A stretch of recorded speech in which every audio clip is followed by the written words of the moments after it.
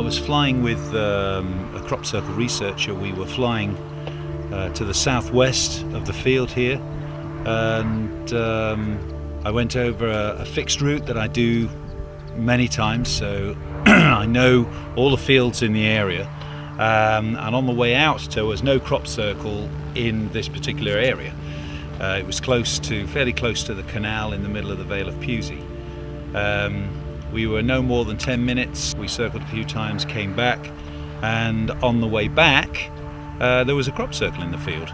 And I pointed it out to the crop circle researcher, and we both agreed that crop circle was not there on the way out, on the journey on the way out. So it must have appeared during daylight within 10 or 15 minutes maximum.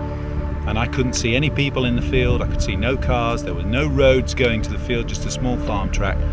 And I couldn't see how it could be made in 10 or 15 minutes.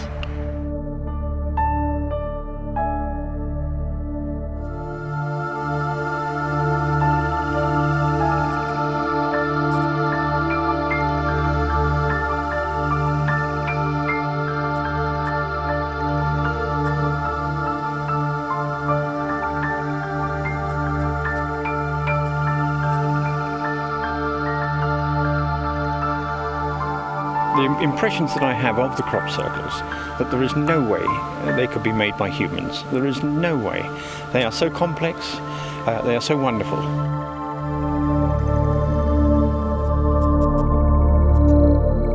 I think it brings people together from all over the world, and it's art in a wonderful way.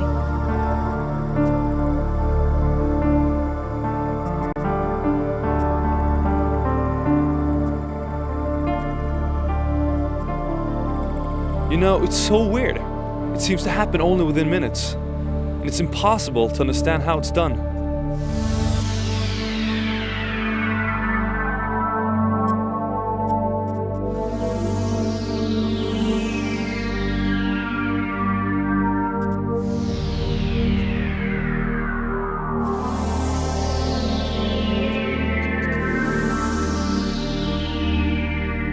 Every summer, hundreds of these strange patterns appear in fields all over the world. What on earth are they? Who has created them? Why do they do it, and what is their meaning? It happens in wheat, barley, oats, rye, rape. It happens in sand and even in snow and ice during the winter. It happens where the landscape can be used as a huge canvas.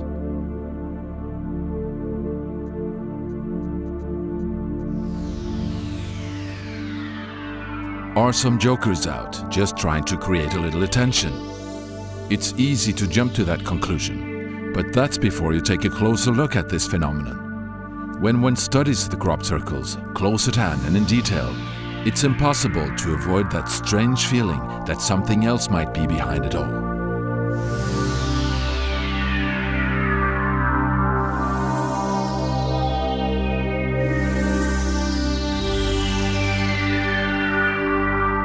It's impressive to see how the crop has been laid flat.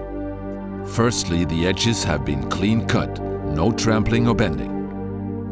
It's as though the crop has been combed with a huge comb. From the air, it looks as if a giant stamp has been used in the field. The phenomenon often starts in early summer when the crop is green and continues right up to harvesting.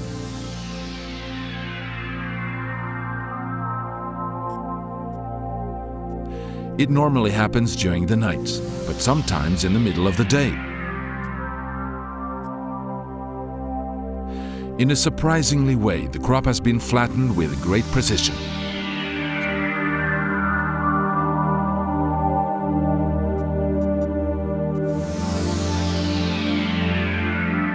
And no formation is alike or seems to be half finished. The complexity varies, but even so, the beauty in the symbols and the overwhelming geometry is really astounding.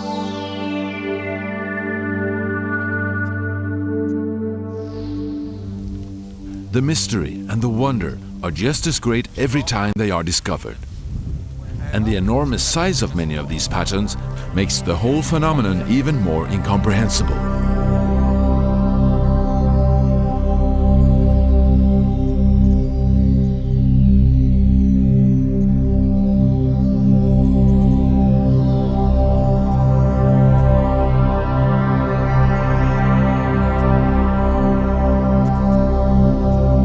If you look at the Milk Hill Formation, you only had 4 hours of night, I should say, and it was raining. Now, when I went in it first thing in the morning, there was no sign of any mud on the stalks. They were dead flat, and it was very, very meticulous, and there's no way you could put that pattern down in 4 hours of darkness. And you've got to remember, this area of Britain, you're not in total darkness, you're in semi-darkness. Now, I know for a fact that night there were people on the hill, and to make something that big, you would have had to have made a certain amount of noise, and nobody heard anything or saw anything.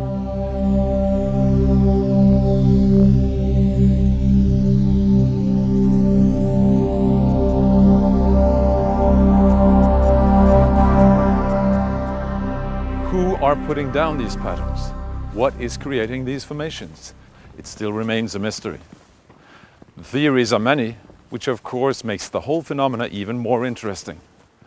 And so far, the fields of southern England have been canvas for most of these crop formations. Southern England, which appears to reassemble a huge crop field in itself, is divided up by small villages crisscrossed with twisting canals and roads. So this is where crop circles have been registered in great numbers.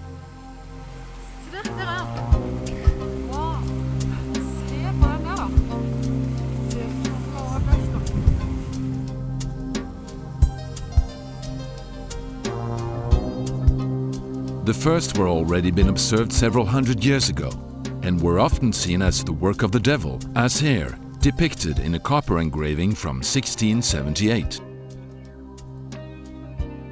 Or one thought that elves had danced in the crop fields and left elf rings. Over and over, there's nearly no decade where we don't have crop circle reports, and there are so many witnesses of early crop circles. Many farmers, if you talk to them, they remember having played in crop circles when they were kids, and remember stories from their parents and even their grandparents about the crop circles. And there is, around the world, we can find that the crop circles have played such an important part in the daily life, even centuries ago, that they have become part of the folklore and part of the culture.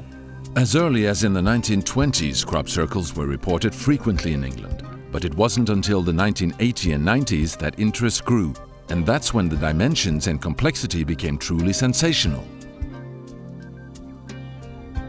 In recent years, some 100 to 300 crop circles have appeared here each summer. What is so special about this area? In the southwestern part of England, we find many imposing monuments that are several thousand years old and that still pose many questions to archaeologists and historians, especially the question why. Stonehenge, approximately 4,500 years old, is the most famous. The original outer continuous circle was constructed of huge standing stones, each weighing several tons, with lintels posed very precisely on top of them. What is this and why was it built? No one, in all certainty, can explain.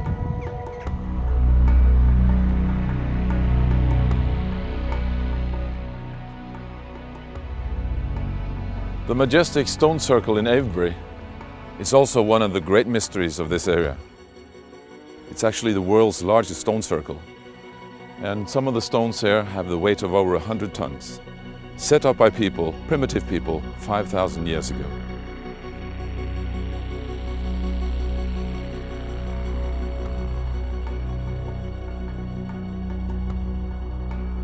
Silbury Hill, the largest prehistoric mound in Europe, 40 meters high and built 4,600 years ago.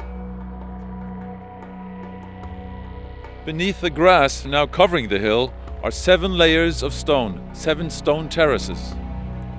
But what the purpose was for building it still remains a mystery.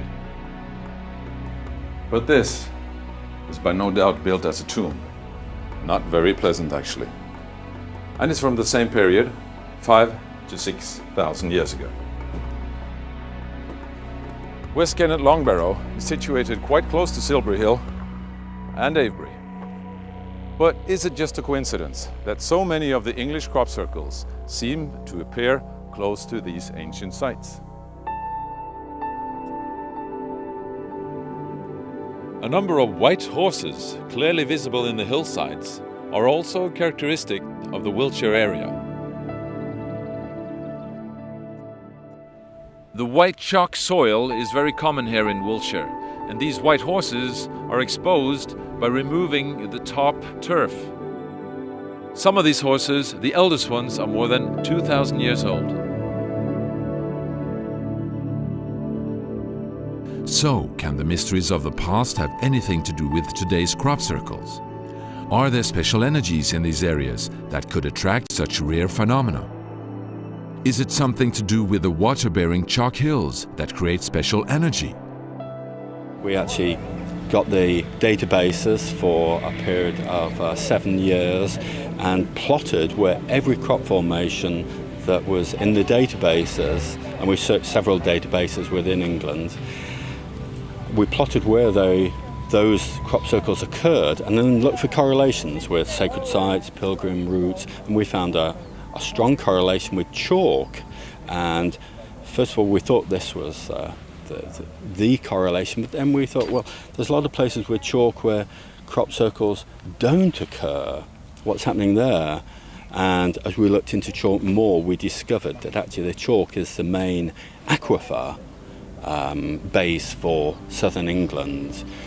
We found that 98% of all crop circles in southern England are located above aquifers, underground water. And to put it in perspective, there's only aquifers under 40% of the landmass of Britain. So the 98% was really convincing statistic. But what we also discovered was that it's not just underground water, it has to be potentized underground water. It's water which is activated by the currents of earth energy which course through the ground, and they're very strong in this Avebury area, for example. Well, there is one view, particularly from people that dowse using rods and pendulums and things, that ancient man instinctively knew where these areas of underground water and where these natural energies were. So ancient man instinctively placed their areas there on the sites where we now have stone circles, burial mounds, whatever, because they were drawn to the same thing that maybe is generating the crop circles today. So therefore it would stand to reason that they would cluster in the same areas as these ancient sites. But it's not only in England that crop circles appear. In recent years, reports have been coming in from all over the world. So crop circles are now a worldwide phenomenon. In total, over 10,000 crop circles have been registered on a world basis. In the United States, Canada, Australia, in the Far East, and of course in Germany, Holland, Belgium, Poland, Italy, Denmark, Sweden, Norway, and in many other European countries.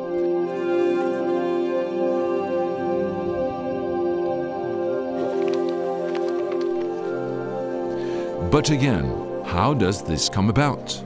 When one looks at the beautiful patterns and the perfect geometry, it's difficult to believe that it's purely a coincidence, a natural occurrence, or just wind that has wreaked havoc on the crop. If that was the case, it might rather have looked like this. Or is it just that people are behind all this?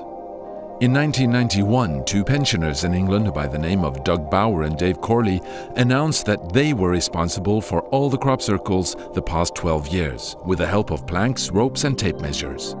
But they were quickly shown to be bluffing. It became clear when they were invited to create a crop pattern.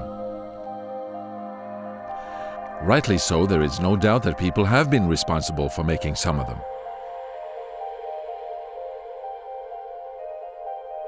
And even some of the more advanced ones too.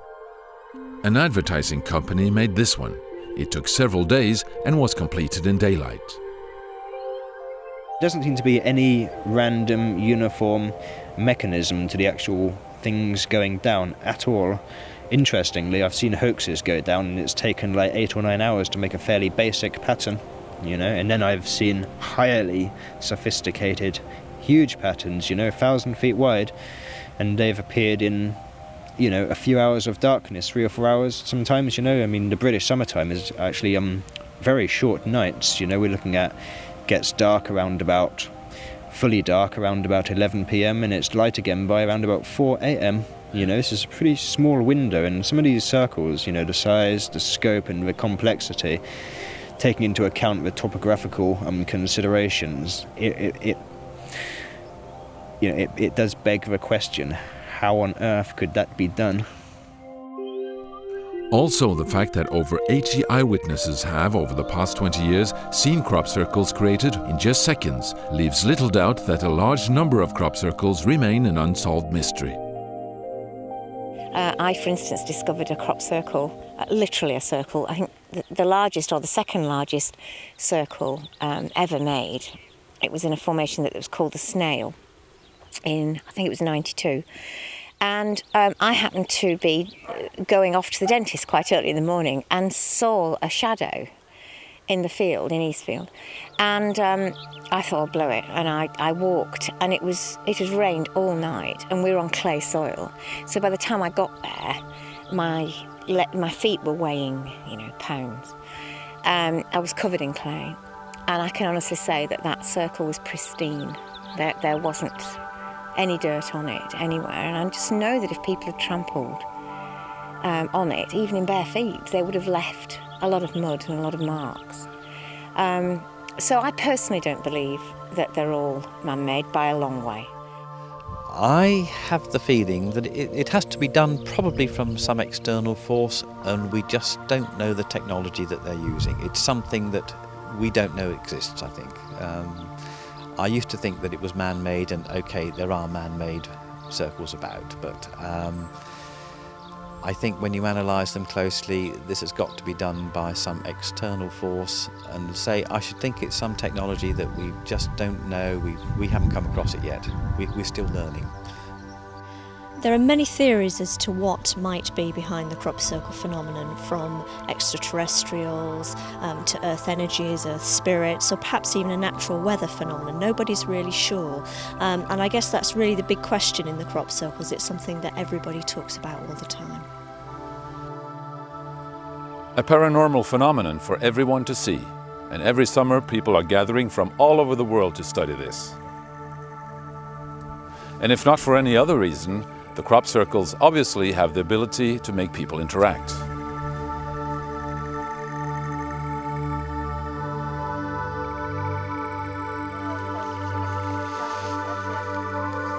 Also, I just find that the sheer aesthetic of the way the blades are all laid down in a swirl in this kind of rhythmic movement is just something that I can't conceive of anything but some amazingly powerful higher force could do, you know. And when something this magnificent is such a wonderful gift to us, we have to feel good about ourselves. Wow, we've been given this gift, and we can enjoy it and be grateful for it. You've got to remember, everybody that walks into that field, the first thing they're going to do is be aware of how they feel. That's what these patterns do. They get you back in touch with that energy that is you, that feeling that's inside. I mean, heck, how long has it been since a lot of these people even contacted that side of themselves? And by going into these patterns, it makes you aware of yourself again.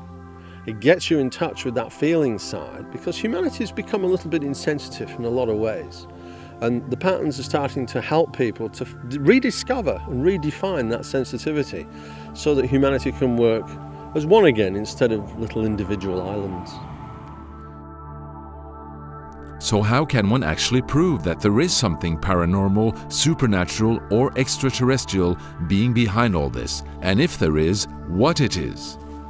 Many crop circle researchers have been engaged in trying to find differences in the crop and soil inside compared to outside the formations. If this, for example, has been exposed to a heavy electromagnetic force, one should be able to find traces of it. Most importantly, visual traces can be found on the crop within many circles. Very often you can see where one or several nodes of the actual crop stem has been expanded, so as to be double and sometimes even more as its natural length. This can indicate that the crop has been rapidly heated up and that the humidity inside the stem has been subjected to steam pressure, which in turn has led to the node being stretched. On some of the stem nodes you can also clearly see where the steam has forced its way out and left expulsion cavities. This can be an indication that the crop has been subjected to a rapid and powerful microwave effect. If you see either of those effects, the chances are very good you're looking at a genuine crop circle. There are a number of changes in the plants that have not been documented scientifically, which may also indicate the likelihood that it's genuine. For instance, the lay, the detail of the lay of the crop. But that has not been evaluated scientifically. It's more just what people notice, from being in them so much. Sometimes I've seen areas where the plants are bent over, say 10-15 centimetres off the ground, so that to walk through the formation it's crunching under your feet like snow. So you think, well, somebody hasn't been here before. Another sign one can find, especially in wheat, is when the corn has dried and turned golden in late summer. In the standing crop, the ears are stiffened in a bent position due to their weight and are impossible to straighten out.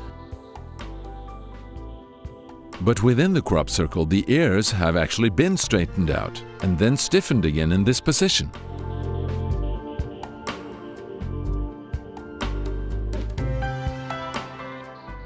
The research group BLT Research, which is running scientific publicized research on crop circles, is also engaged in a systematic trial of the soil and have often found strange metal particles in the upper layers of the soil within the crop circles. A specialist from America is analyzing these tests. And he pulverizes the dirt and then runs it through various grates, and with very strong magnets draws out the magnetic particles, weighs them. Well, weighs the whole soil sample first, then weighs the amount of particles, so we know how many particles per gram of soil. Then, once we've done that, extracted them, we send them off to the West Coast to a mineralogist who does SEMEDS. And the idea then is to determine what they're made of. The soil work indicates the presence of a magnetic iron, tiny little spherules of magnetic iron. And it's not only their presence which is of interest, it's the manner in which they're distributed. Frequently around the periphery of these circles, sometimes distributed linearly, indicating a delivery system that's fairly sophisticated. This research group has also found interesting effects tied to the growth of the crop within the circles. Some of the results clearly show that when those energies, when this crop circle making system impacts the plants, if they're not mature, if the seed is not formed, what happens is that those seeds are dehydrated, they don't mature properly, and they don't produce new seeds, new plants. If that were to happen all over the world, simultaneously we'd lose our food stock. Obviously that's important. In addition, the germination work shows that when these energies impact the plants, later on when the seed is fully developed, then you get this very energized effect. Levengood and Burke were able to demonstrate that that was due to these very precise electrical pulses. And out of that grew their discovery of how to replicate that effect. The crop circles have consequently shown the way for a new method of increasing the growth rate in crop, independent of environmentally dangerous chemicals, just by giving the crop seeds a short controlled dose of electrical pulses before sowing. The method is being tried out now in the USA and is, to say at least, extremely interesting. So that an electromagnetic field of some sort or another is part of the crop circle phenomenon seems to be quite possible. Remains of the electromagnetic field can quite often be registered by using different types of equipment on site. On a few occasions, on what we consider to be genuine formation, the meter, started off normal at background level, cosmic radiation from the heavens, and then all of a sudden it shot up to 10, 15 times. Strangely enough, we went in there, David was stood there with the meter, it's just normal background, about 0.5 was it, something like that, and then all of a sudden it shot up and went 10 up. or 12. It's about 10 or 12, which is maybe 20 times normal background radiation. So we then thought we would walk outside the formation and see if the reading would alter. And we got about 15 paces or so, perhaps, and the meter dropped right back to 0.5, which was normal background. People with all sorts of instrumentation come into fields and find battery drains, cameras sometimes don't work, phones go off, video cameras stop running. Every year I bring my camera here, and every year I get it fixed. And Canon are getting fed up, and it's working outside the crop circle. I bring it into the crop circle, tape's jammed, total, it's a write-off. This is trying to tell me something about some kind of event definitely going on here. Whatever is happening or whatever's making these things, man or beast or whatever, something is affecting, there's a signal, something's trying to tell us something, that there's hello knocking on the door, knocking on the head. Something's going on here. It needs investigation. We need to pay careful attention to what's going on here and be careful.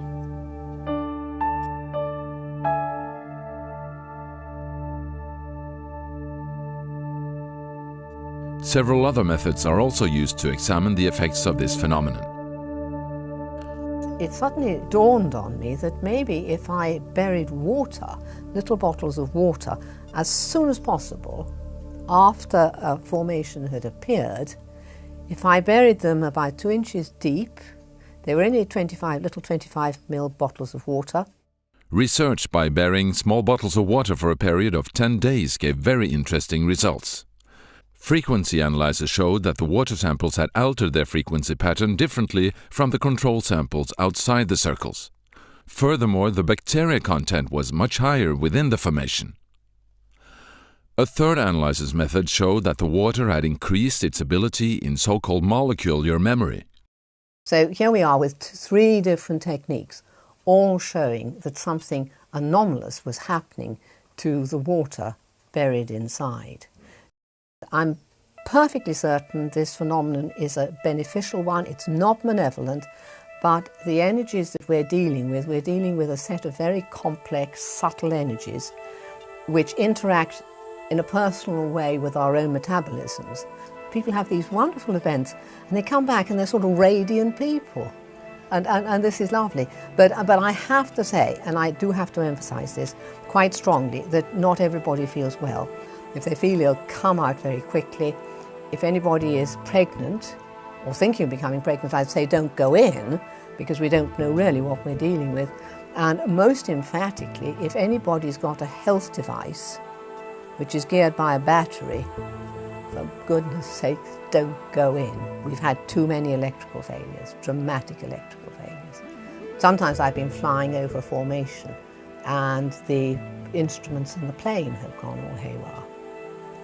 And my camera refuses to work just when I've got the most perfect shot.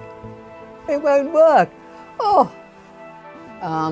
But again, another thing we're doing is measuring the protein content of seeds taken from inside as opposed to outside. And what we found last year was that we're getting a 50% increase in the protein level from inside. Maybe this can be connected to the increased growth rate that was shown in the crop seeds. But it also seems that human hormones can be influenced within the crop circles too. Well, certain people, the thyroid was most affected of all. One woman had a 40% decrease in her thyroid level. And yet here we were in a time scale of between 2 and 2.5 hours and a 40% drop. So what the hell was going on? And this again shows us that in terms of scientific research, we are finding things existing inside the formations which don't exist outside. I have to say that phenomenon that occurred just now, when I couldn't turn my digital camera on, standing inside the circle, was impressive. I believe in energy forces. I believe that there may be very high energy here which could interfere with electrical equipment. It just seems like it's some sort of energy, that's some sort of frequency that's different, but that it's a frequency that's affecting our skin and maybe even the blood flow, because we're having these little white things show in the skin that don't usually show there. So there's something, we don't know what it is, but it's something different that's radiating here from these plants. Ja, jeg har rød. Jeg får motsatt nærmest. Du ser det som Guri malla, det blir helt sånn. Og nå blir det borte. Nå blir det borte. Så, da blir det vanlig. Nå blir det vanlig igjen. Ja, ja visst. Se på det. Se.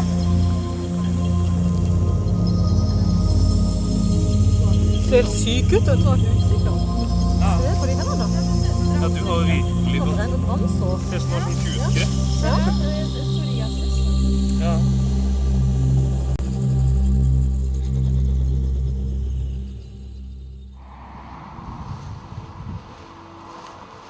You know what it was like last year when it was absolutely trash, wasn't it?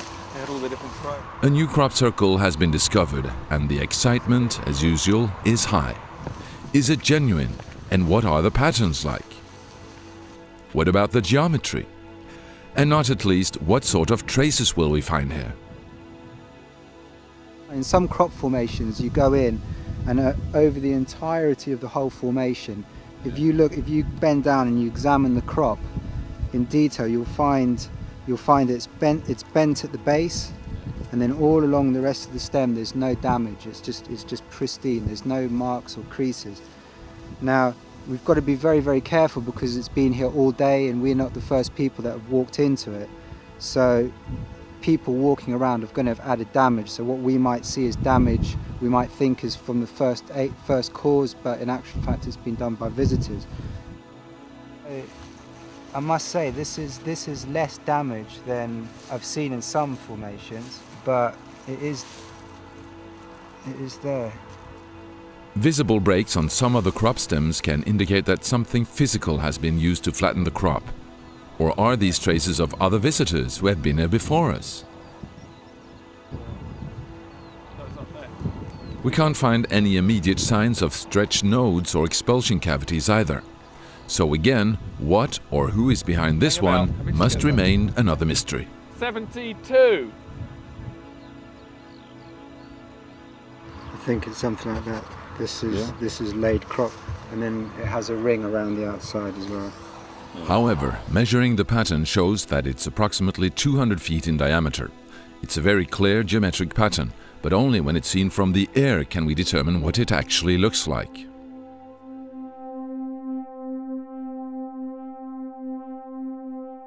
The geometry of the crop circles has remained an integral part of the studies for a long time. Some people have gone so far as to suggest that there is some sort of hidden code or message here. Others see the geometry just as an aesthetic expression. Mathematical fractals can only be made with the help of a computer, so how can they be created in a crop field?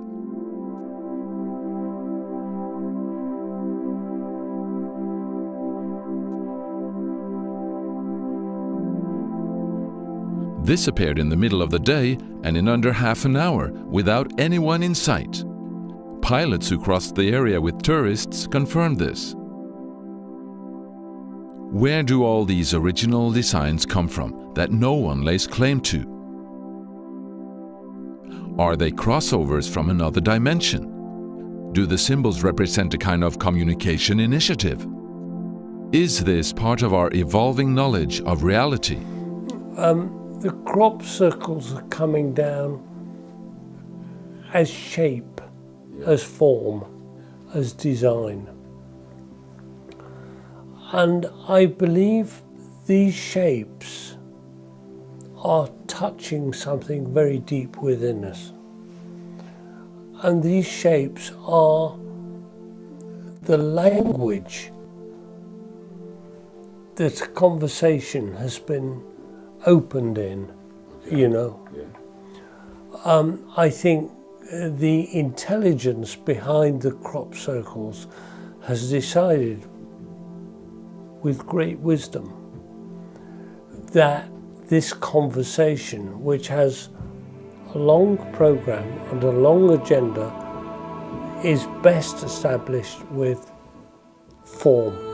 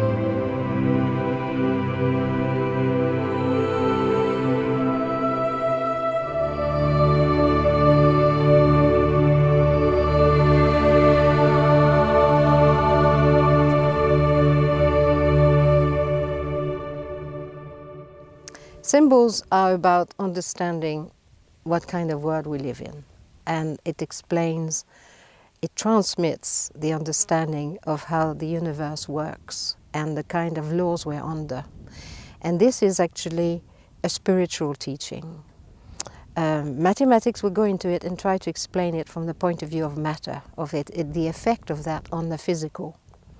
The ancient knowledge is talking about principles and concepts behind the physical, you see. So to reach that level of understanding, you have to go above the physical. You have to raise your mind above what you can see, touch, feel, taste, and so on. You have to raise above the physical. And in that sense, you're learning, you're growing in understanding. The ancient expression, growing in understanding, that's exactly that. You grow in understanding. Whereas if you bring everything down to, oh, it's not laid properly, oh, it's not quite straight, you bring everything down and you don't look at the symbol, you just look at the physical aspect. You bring it down to your own level of what should be right and what should fit your idea, you know. But this is a chance now. We have to really begin to see the big picture. It's striking that the basic geometrical forms such as circles, squares, triangles, pentagrams, etc. seem to create the basis for the construction in most of the patterns in crop circles. The principle of the golden section and ratio pi is often repeated in the constructions. Is it the geometry that is the key in understanding the phenomenon, or is it the phenomenon that is the key in understanding a deeper meaning in the geometry? There have been several sensational discoveries that in fact point in that direction. I mean, there's a couple of solutions which are not only astonishingly accurate, as they're astonishingly simple, that I'm just amazed that no one in the 2,000 odd years of people studying this solution, studying this problem, haven't discovered before. I mean, breathtakingly simple. The solutions that Alan Brown had found are tied to a known geometrical problem that mathematicians have struggled with for over 2,000 years. The act of squaring the circle with compass and ruler, which involves creating a square and a circle whose perimeters are equal. This in fact is impossible to achieve with 100% accuracy, due to the impossibility of constructing the irrational number pi, which again is used to calculate the circle's circumference. There are known methods on how to get quite close to a solution, but new principles for doing this with an accuracy only limited to the thickness of the pencil line was revealed in a crop circle.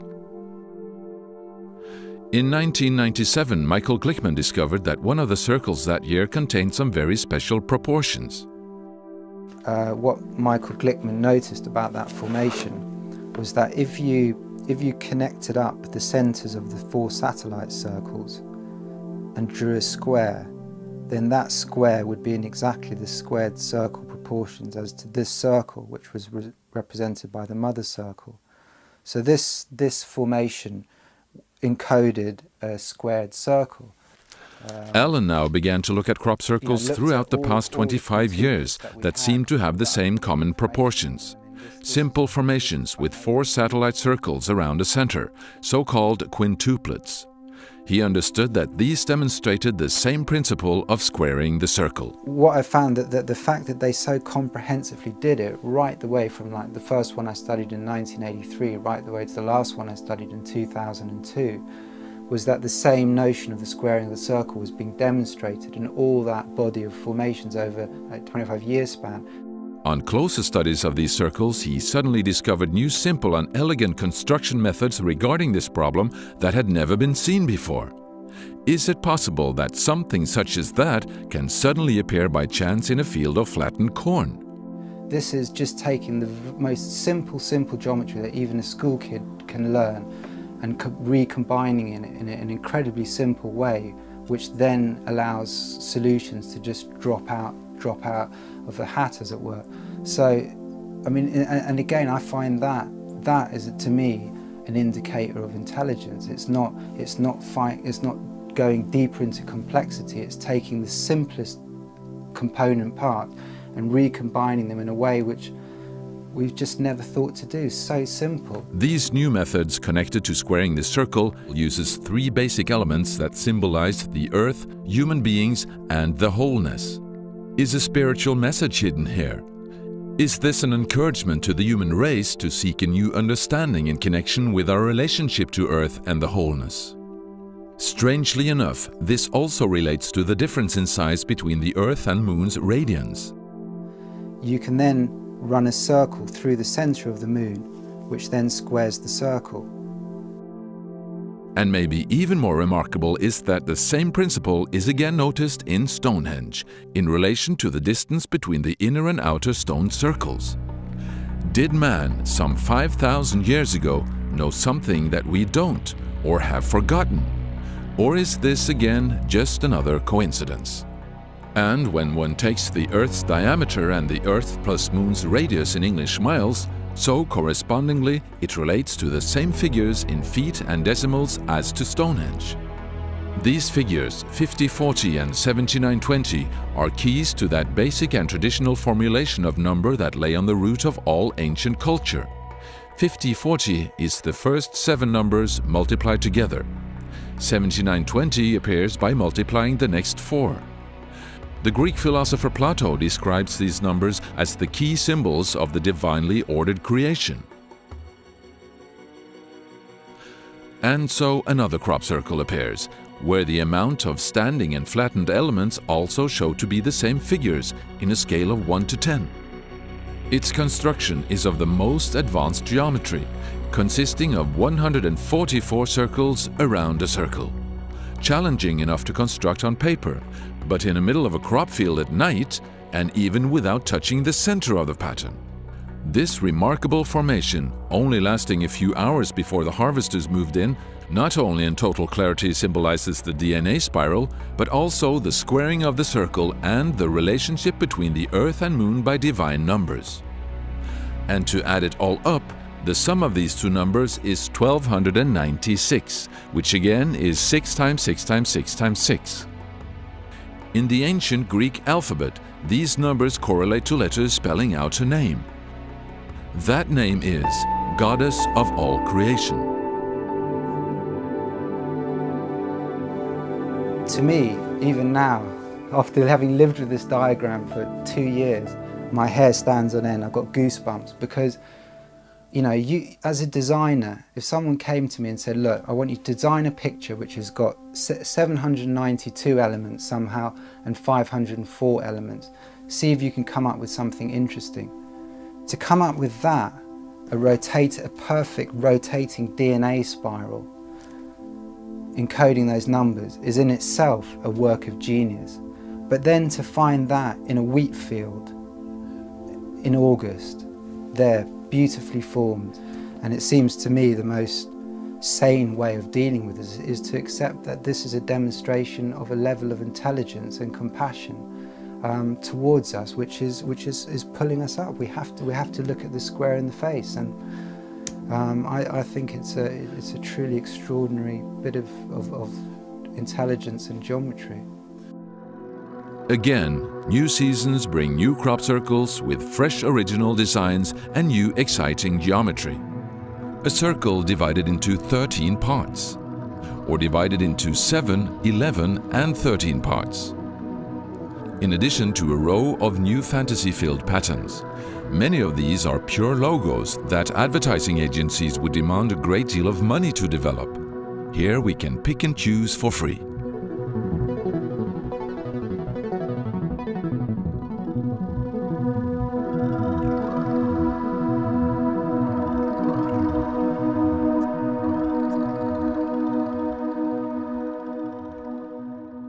How it was made is not that important. I think, you know, these symbols are messages or means of communication to the human race from some other living creatures.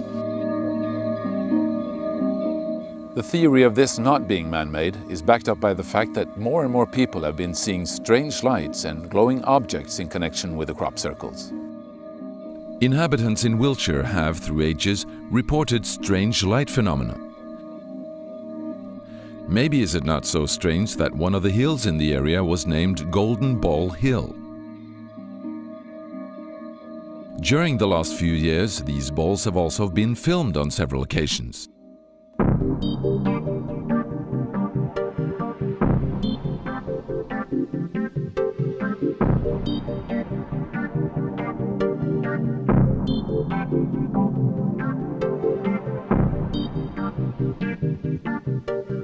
The balls of light seem to have some sort of connection with the crop circles.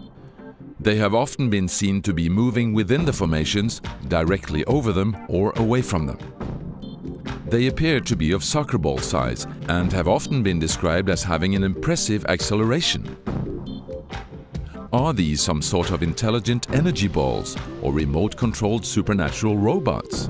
Or maybe they are the mythical elves that we have heard about. Those balls of light you cannot hoax. There's no way you can do that. They fly around during daytime. They're not high up in the sky, but they're over fields with hills in the background. They're filmed on many occasions by many different people. Have you seen any of these yourself? I've once seen an amber ball of light at nighttime. That was pretty impressive. I saw it for several minutes and it just floated over a field. And it looked like an open fireplace that would get bigger and smaller. I had a good binoculars. I could see it was circular, but it was not like a flashlight or something. And it made a deep impression on me. It happened in '97 and my life has not been the same anymore since that time. During the filming of these balls of light, a military helicopter showed up and clearly seemed to be chasing the phenomena. It's not so unusual that the military in this area are on the spot when light phenomena are observed or crop circles appear, but the military, at present, refuse to make any comments about it. They're so often seen, filmed, photographed, whatever, over and around the crop circles. And they do this in broad daylight, in the night, whenever. Officially, the crop circles are all one big joke. Let's all go back to sleep, there's nothing to see. And if that's the case, why are they deploying such high technology helicopters and personnel to, look at this situation? It doesn't make sense. So clearly they know that we know that they know that something is going on. And I know last year there was lots of helicopters flying very low after these orbs of light around here. So a lot of people getting complaints about it because the helicopters were following some invisible light forms doing something. They were definitely meaning business. So I think there's something involved here which is playing with our peripheral consciousness. And if something's playing with your peripheral consciousness and your peripheral perception, that could be a good thing or it could be a bad thing. I think people need to be on their guard when they have their wonder open up. When you're wondering about things, you might let something else in. I think we need to be careful about what's going on here. I think it's wonderful and it's great, but I think we need to be just on our guard with what's happening with our consciousness here. Several instances have been recorded whereby people have had close contact with these balls of light.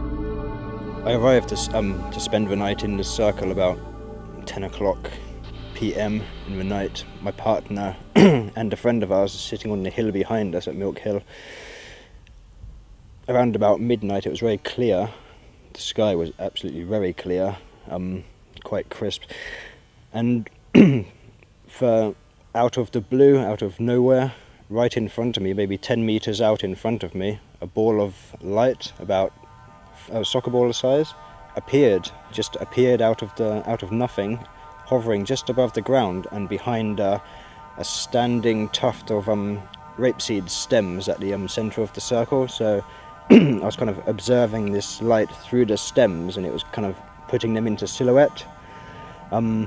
It hovered exactly in the same position for at least 30 or 40 seconds, long enough for me to get up, move my position and look around the actual standing tuft and to actually see this ball of light. There's no doubt at all it was certainly there, and it appeared from nowhere, and it stayed there for a maximum of about 1 minute, maybe 1.5 minutes. And after this amount of time it faded and kind of just faded to nothing over the course of a few seconds. Extremely strange and very close, but I did not perceive any interaction. It was like an observer's experience only.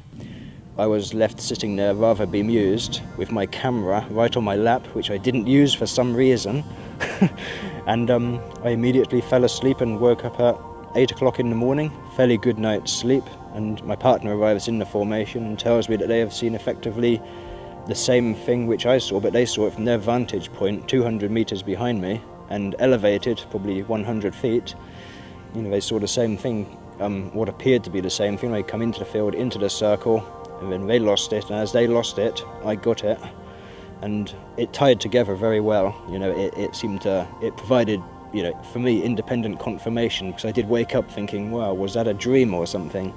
But so it was pretty much confirmed, and it was extremely close enough to be absolutely certain that that was something extremely strange with me, and it wasn't anything that I've ever seen before that close. From this height, Oliver's Castle, one of the most often debated observations, was made early one morning in 1996. A young man spending the night here with his video camera was in the early dawn suddenly aware of something strange unfolding down in the field. Here I'm standing at Oliver's Castle at precisely the same spot as John Whaley was standing in August 1996, when he supposedly, for the first time in history, managed to film the creation of a crop circle.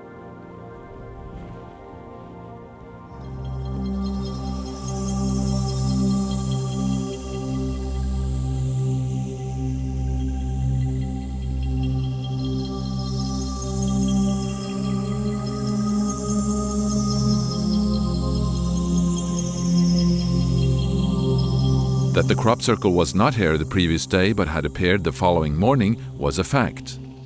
That John Whaley was here at dawn could be confirmed by a military patrol jogging by at that time. John returned to the local pub later that same day and played this remarkable footage from his camera. Even so, many believe that he had managed to manipulate the film with computer animation during this short time span, something that computer animation experts doubt. To overlay a perfect animation over a handheld, unstable film would need several days of computer work using the equipment of that time. Today, the film is still a great mystery. Although confessions now have been made by people claiming to be responsible for it as a hoax, others believe the hoax theories to be organized debunking, due to the fact that this remarkable footage would have dangerous effect on the public if declared real. Anyway, the repeatedly seen and filmed balls of light are indeed difficult to explain as birds, flying plastic bags, computer animation, or whatever. So are they signs of life existing parallel to ours, but in another dimension? And are they responsible for all the genuine crop circles? Speculation continues to grow in size the more one studies the phenomenon.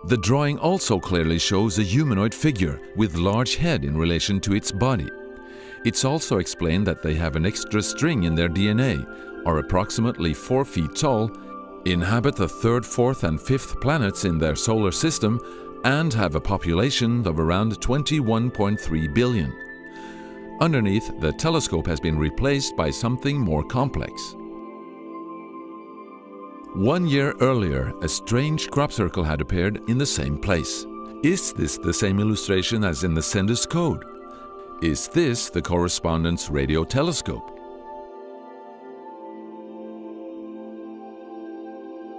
If this is not an extremely clever and well-calculated joke conducted by humans, is it a serious response from an alien civilization? The Chilbolton crop formations really gave new life to the speculations of who is behind this. Is it aliens? Where do they come from? And what is their purpose of this type of communication?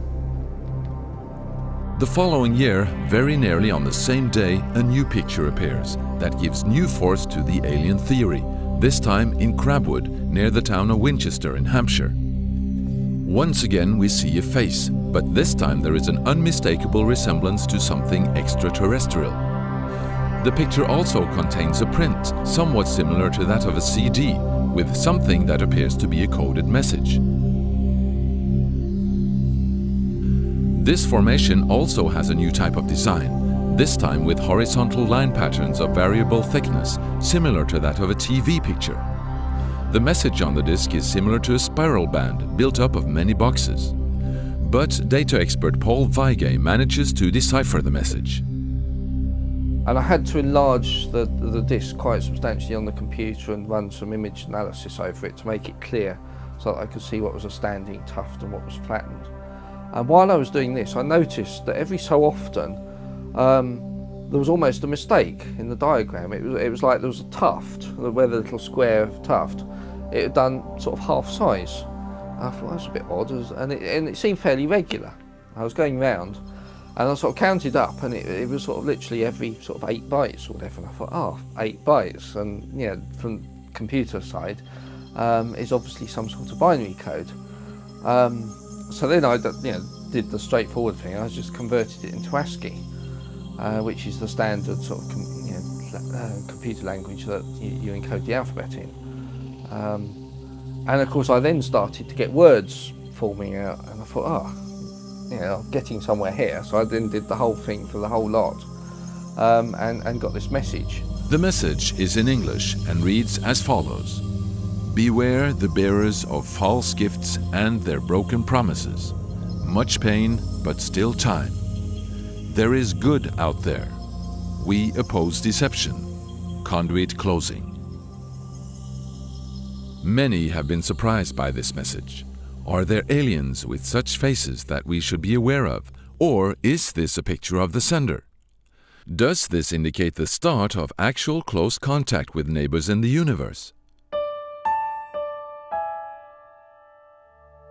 My own, and this is only a hypothesis, belief about this, is that there's an effort of the extraterrestrials are gradually trying to communicate with us. A very slow process, giving us a lot of time to digest the fact that we may not be alone here. I've been researching the UFO phenomenon for longer than the circles, and I think there is a connection between the two. And whatever agency is involved is obviously, I think I know it's a bit of a cliche now, but it's kind of building up to some kind of contact within a short space of time. I think that these signs, or there are signs, or some of them warning signs, if you look over the history of the phenomenon. And they work on different levels. They work on a subliminal level, a level of consciousness, influencing people's consciousness. So I think in a way they're kind of preparing us for possibly some kind of contact, maybe a more open contact within the next few years, possibly. I think this is the biggest gift we have ever had on the planet.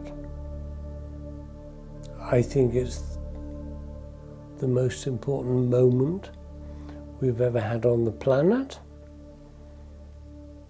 I think it brings us nothing but good. I think we should all sit calmly and accept the future, because we're in the middle of a dimensional shift right now. And I think our cousins out there, our sisters, realize that planet Earth is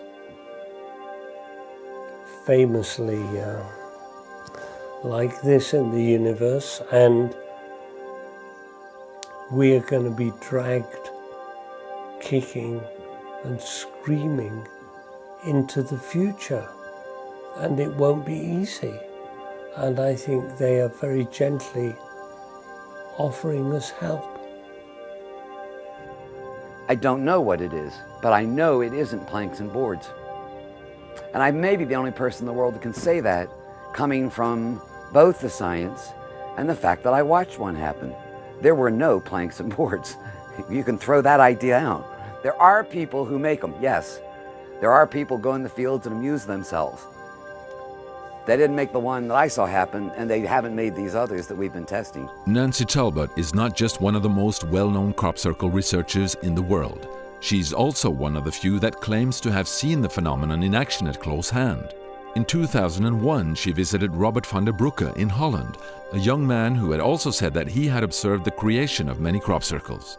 As she was on her way to bed on the second floor of Robert's house, something suddenly happened.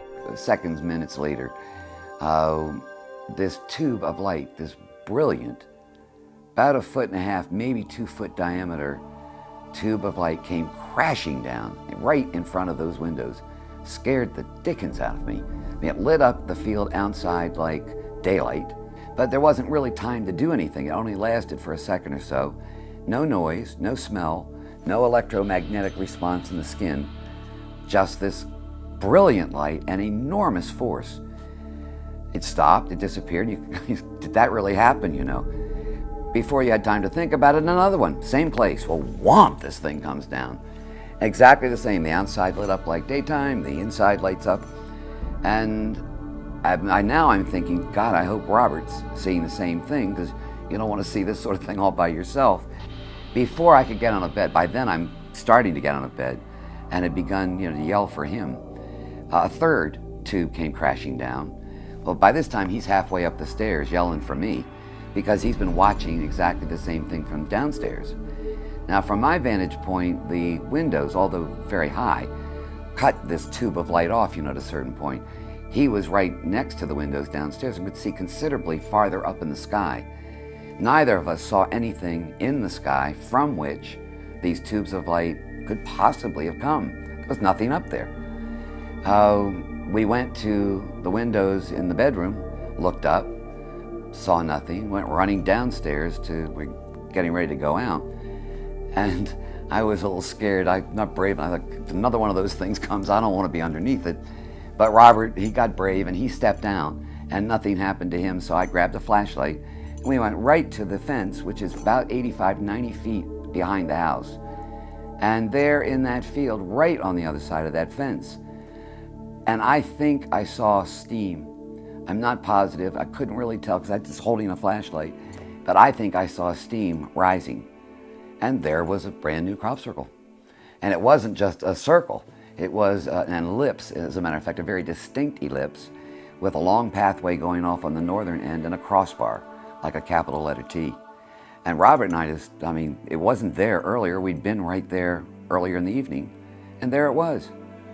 Nancy and Robert's experience can only be confirmed by themselves, even though it was clear that there was a pattern in the field of sweet peas the day after. Were they really witnesses to the phenomenon that creates all the genuine crop circles? Or was it just one of many variations of the phenomenon? Are there many different players of both normal and paranormal origin in the fields? Now, you've got to remember also that there are so-called man-made designs out there, but at the same point in time, I've come across them where I've gone in a few hours after they've arrived, and I found additions. And I've looked at it, and then I've spoken to some of them afterwards. They claim that they did it, and I said, okay, well, you did that, fine, let's see the evidence. And they produce all sorts of evidence, and then I'll say, okay, now what about this bit? They say, oh, we didn't do that bit. I said, well, if you didn't do it, who did? I said, we don't know. But it's human arrogance to think that we're the only intelligent life forms in the universe. There are others out there that have abilities way beyond what we're capable of doing. Now, just because we can't see it doesn't mean to say it isn't there.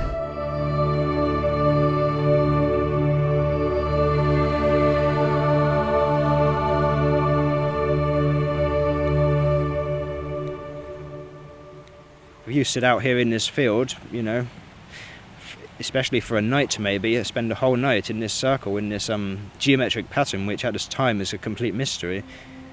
You can sit here and you can ask your own fundamental questions, and there's no need for TV or culture, religion.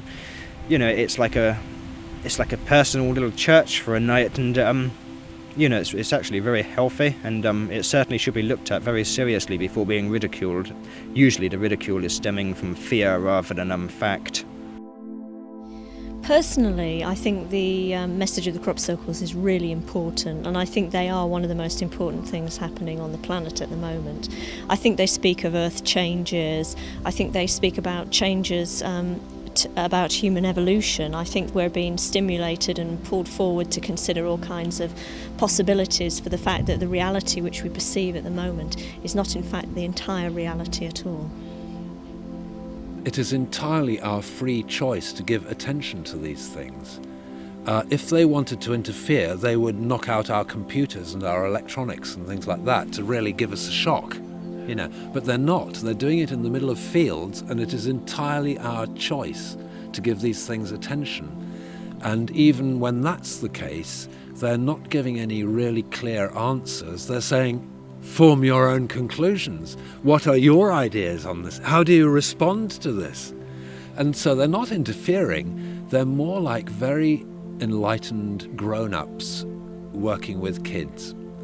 And, you know, and when you're teaching a child, it's best not to say, don't do this and do that. You know, that doesn't really educate a child. It's much better to give a child educational opportunities where they can become aware of the situation and make their own choices, you know, and you've got to set up that experience in a way where the child will figure it out well for themselves, and that is a real education. Each year you get people saying they're all man-made, they must be a hoax, but equally there's people who refuse to accept that and say, no, this is something which must be investigated more, it's very important. And so what we've found with the crop circles is it has created a whole forum for debate over the nature of reality. There's been nothing like it in modern history, and this whole adventure about arguing between the skeptics and the believers has created this magical space in the middle where we can discuss anything about what the universe is, and all because of these strange patterns appearing in the fields. But we don't actually know where they come from. One of the finest, most beautiful and original art forms of modern times, still totally mysterious. Is this a process of advanced communication? Or a course of re-education, beginning with the symbols of sacred knowledge and wisdom? Is the truth to be found up there? Or maybe down there? Or inside us? Or maybe besides us in another dimension? Anyway, it's going to be very interesting to see where this is going to take us.